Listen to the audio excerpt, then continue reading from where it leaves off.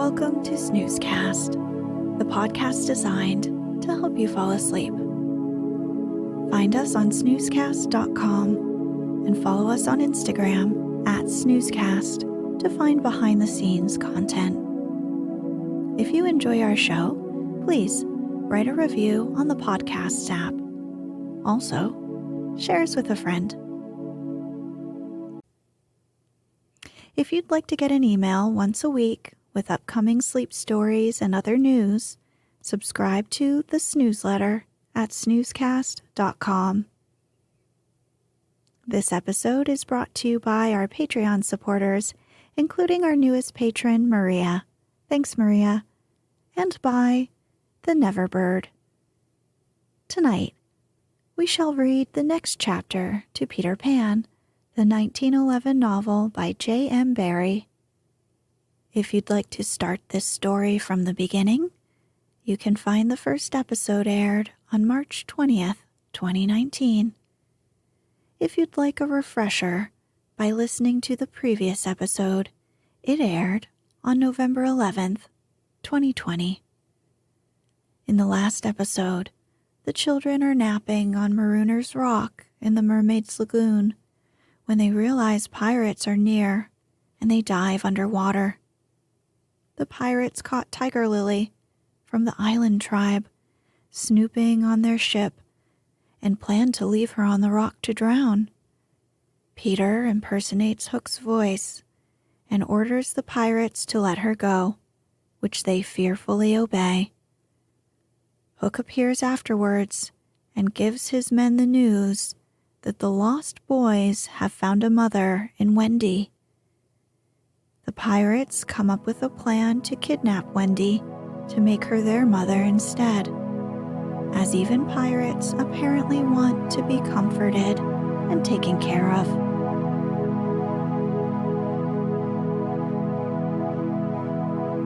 Let's get cozy. Close your eyes.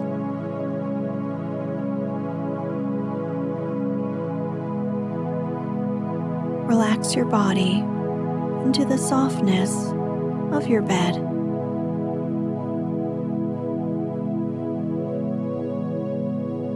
Now, take a few deep breaths.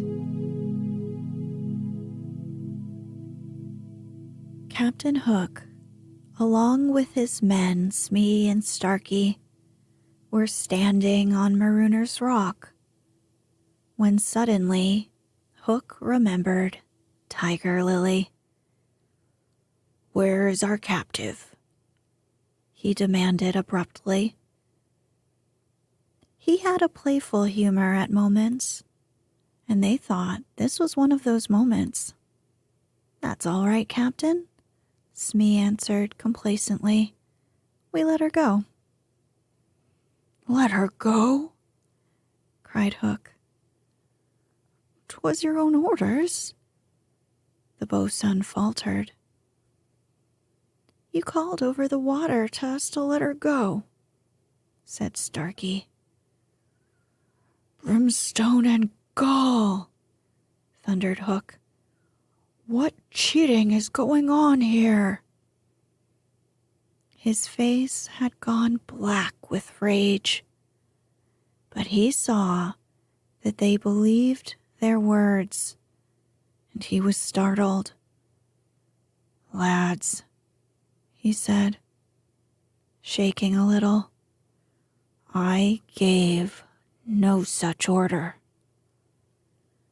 "It is passing strange," Smee said, and they all fidgeted uncomfortably.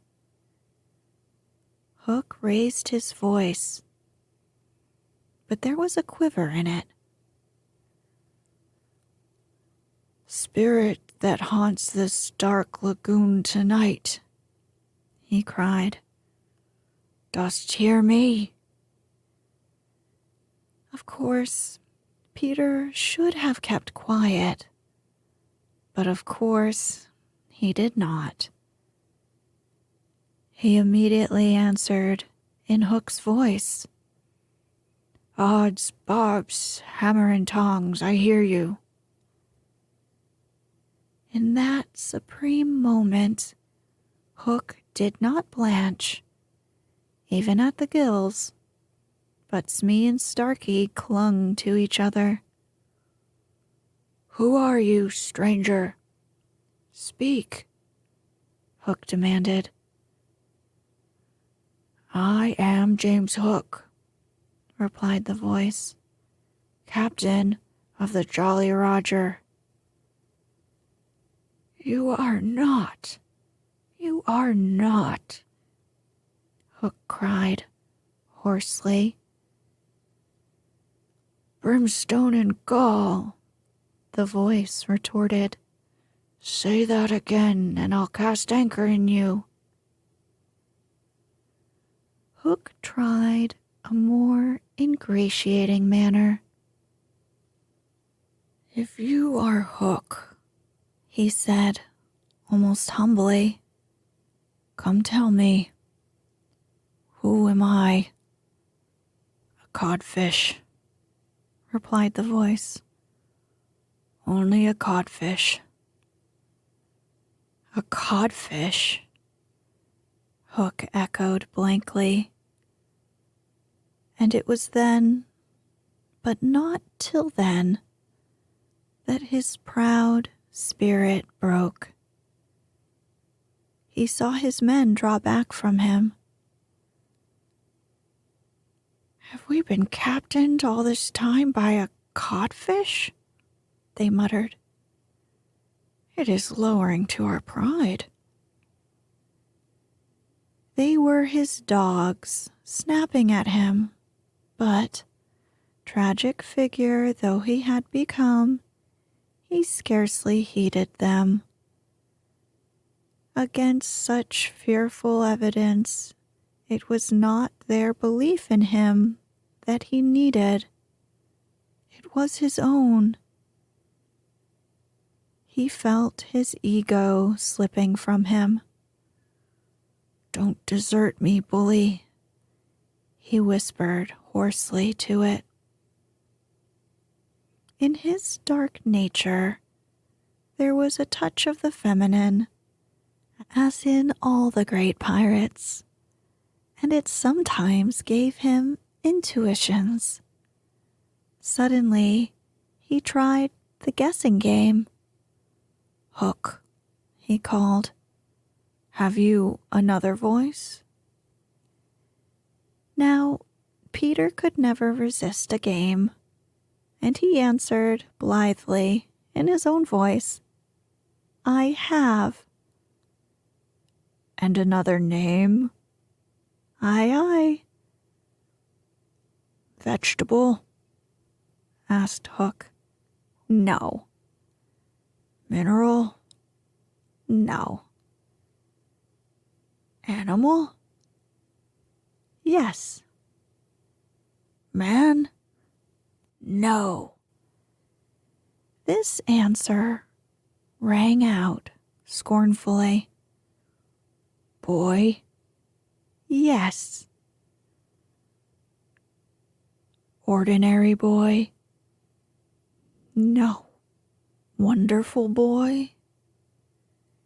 To Wendy's pain, the answer that rang out this time was yes.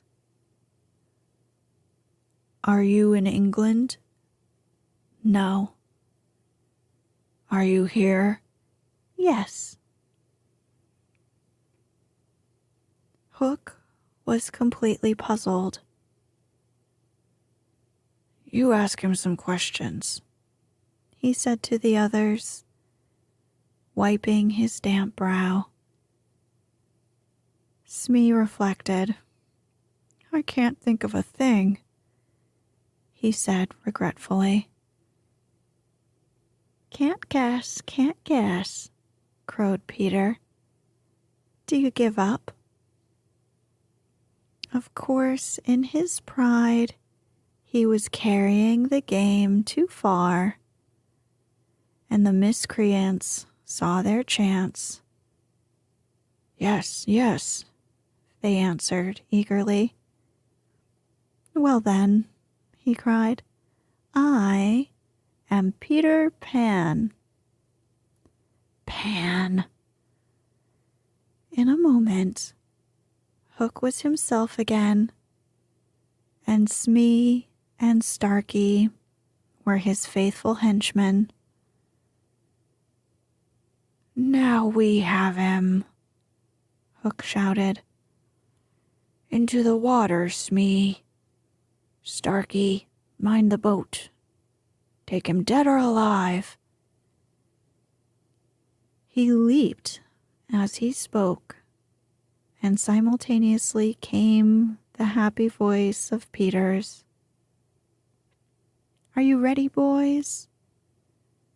Aye, aye, from various parts of the lagoon.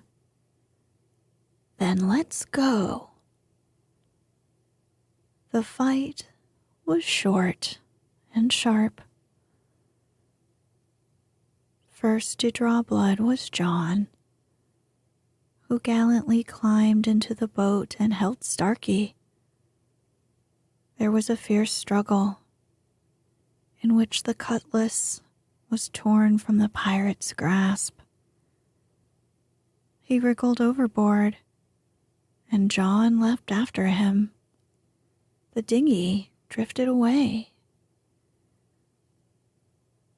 Here and there, a head bobbed up in the water, and there was a flash of steel, followed by a cry or a whoop. In the confusion, some struck at their own side. The corkscrew of Smee got Toodles in the fourth rib, but he was himself nicked and turned by Curly. Farther from the rock, Starkey was pressing slightly and the twins hard. Where all this time was Peter? He was seeking bigger game. The others were all brave boys, and they must not be blamed for backing from the pirate captain. His iron claw made a circle of dead water round him, from which they fled like frightened fishes. But there was one who did not fear him. There was one prepared to enter that circle. Strangely, it was not in the water that they met. Hook rose to the rock to breathe, and at the same moment, Peter scaled it on the opposite side. The rock was slippery as a ball, and they had to crawl rather than climb. Neither knew that the other was coming. Each feeling for a grip met the other's arm. In surprise, they raised their heads. Their faces were almost touching. So they met. Some of the greatest heroes have confessed that just before they began combat, they had a sinking feeling in the stomach. Had it been so with Peter, at that moment, I would admit it. After all, he was the only man that the sea cook had feared. But Peter had no sinking. He had only one feeling, gladness, and he gnashed his pretty teeth with joy. Quick as thought, he snatched a knife from Hook's belt and was about to drive it home when he saw that he was higher up the rock than his foe. It would not have been fighting fair He gave the pirate a hand to help him up.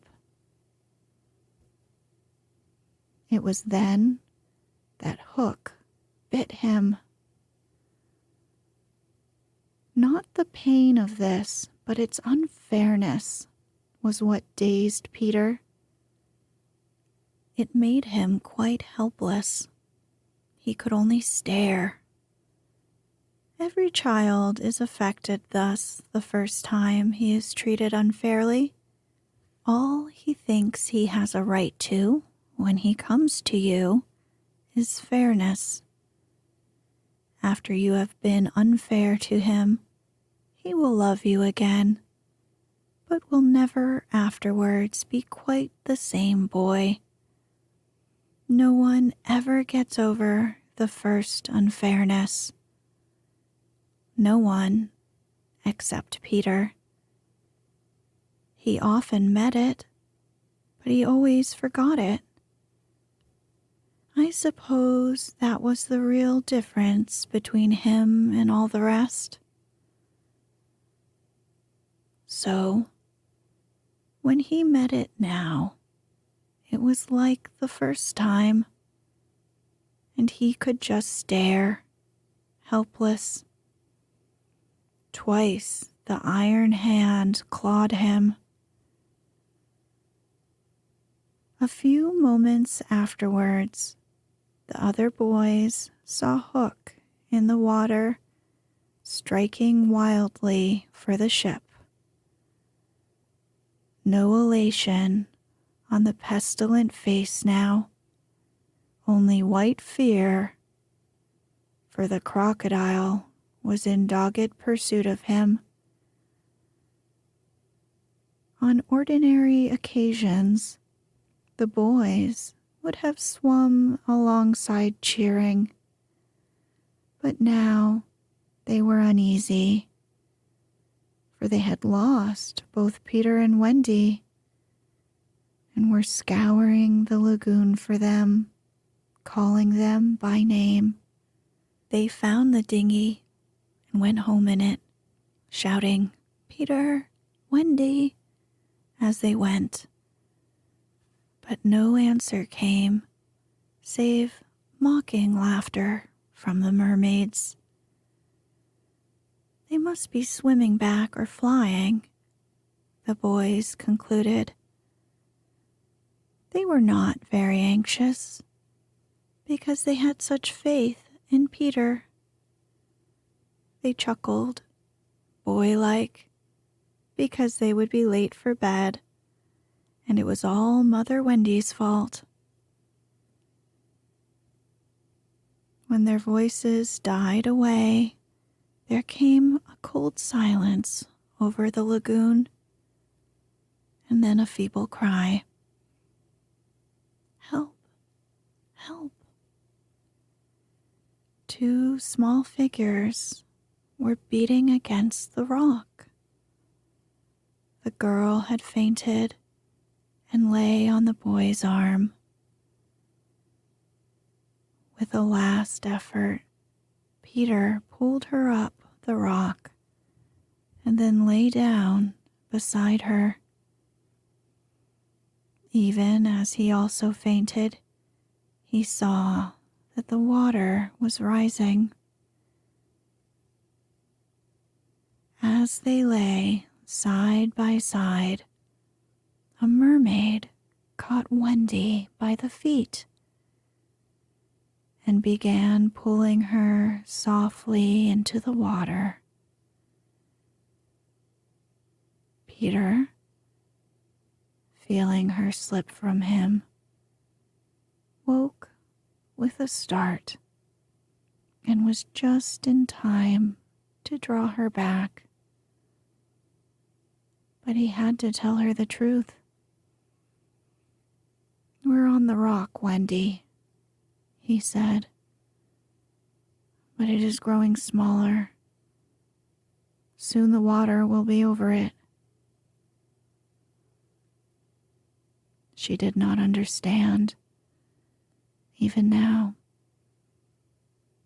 "We must go," she said. almost brightly. "Yes," he answered faintly. "Shall we swim or fly, Peter?" He had to tell her. "Do you think you could swim or fly as far as the island, Wendy, without my help?" She had to admit that she was too tired. He moaned. "What is it?" she asked. "I can't help you, Wendy. Hook wounded me. I can neither fly nor swim. Look at how the water is rising." They put their hands over their eyes to shut out the sight. As they sat thus, something brushed against Peter, as light as a kiss, and stayed there, as if saying timidly, "Can I be of any use?"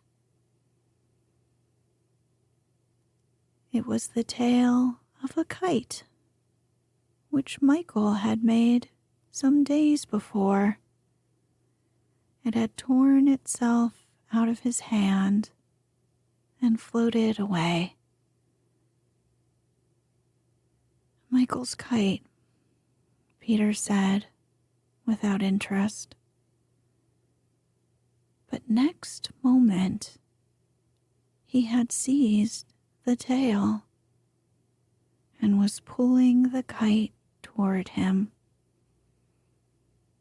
"It lifted Michael off the ground," he cried.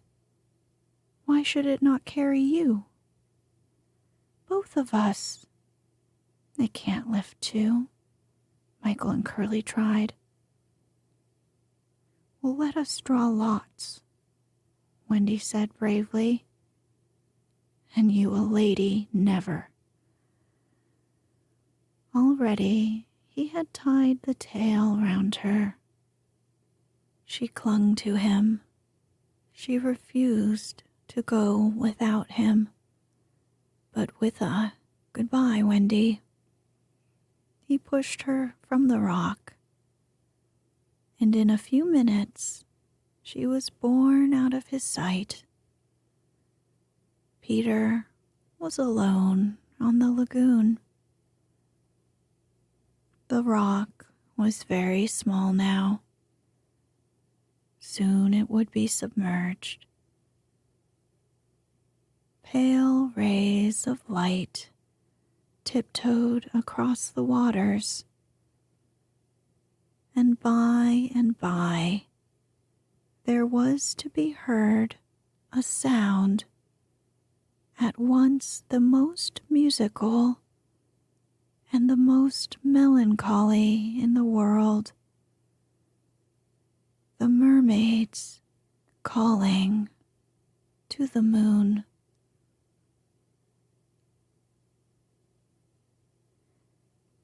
Peter was not quite like other boys, but he was afraid at last. A tremor ran through him, like a shudder passing over the sea. But on the sea, one shudder follows another, till there are hundreds of them.